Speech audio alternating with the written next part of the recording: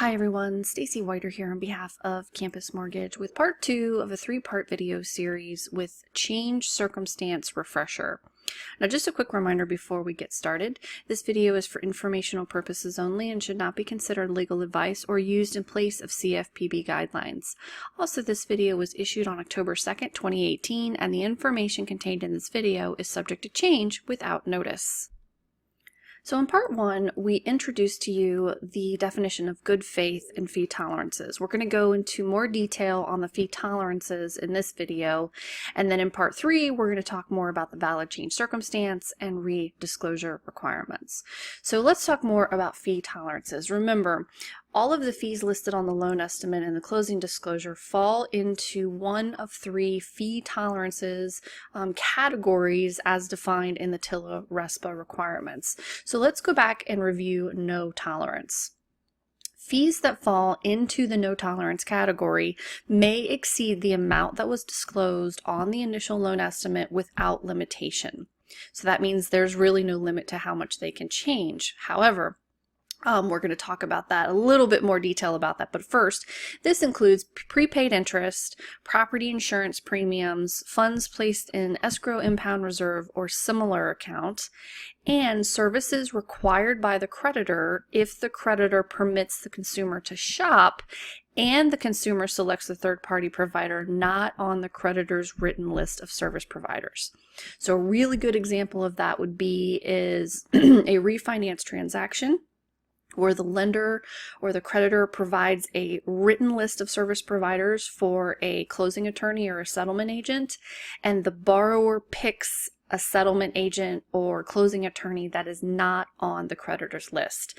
If that is the case, then there is no tolerance to those fees and how much they can change.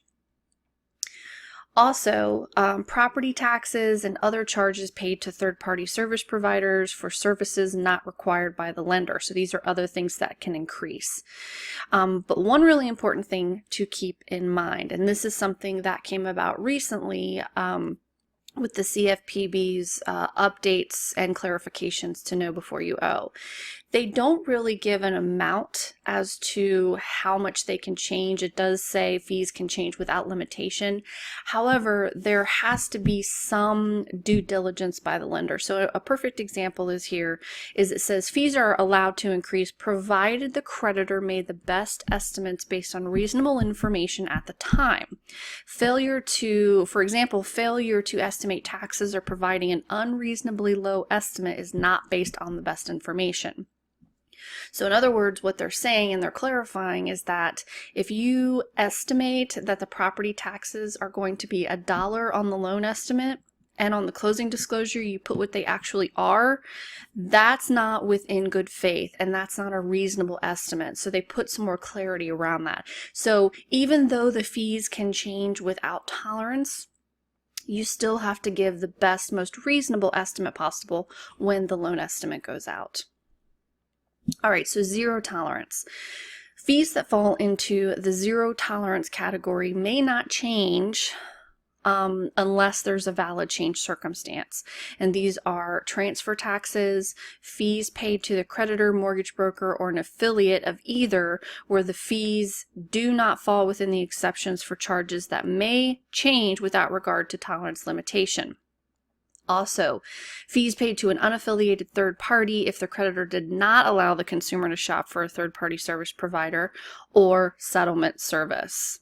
So a perfect example would be an appraisal credit and flood. Lenders do not allow borrowers to shop for their appraiser. They don't allow them to shop for the credit report service or the flood certification. So those are zero tolerance fees because they are required by the lender and the borrower must use the provider of those services. So in that case, the fees cannot increase unless there's a valid change circumstance.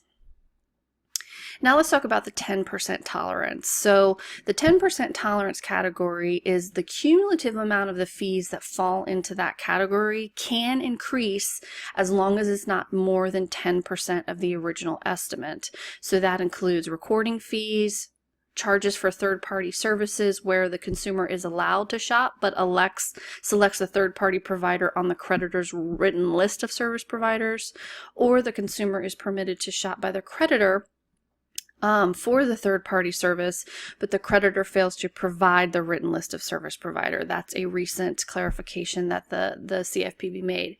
So typically these are going to be your title and settlement fees. So fees that fall into this category can increase, but the cumulative amount of all of the fees within that category can't increase by more than 10%, again, without that valid change circumstance. All right, so that concludes part 2 of this 3-part video series. Make sure you check out part 3, where we're going to talk about change circumstances, the definition, and the required disclosures. All right, everyone, thanks so much for watching. For more tips and videos, please visit campusmortgage.org to look for their weekly mortgage video tips designed for all mortgage professionals, including underwriters, loan officers, processors, closers, and post-closers. Have a great day. We'll see you next time. Bye-bye.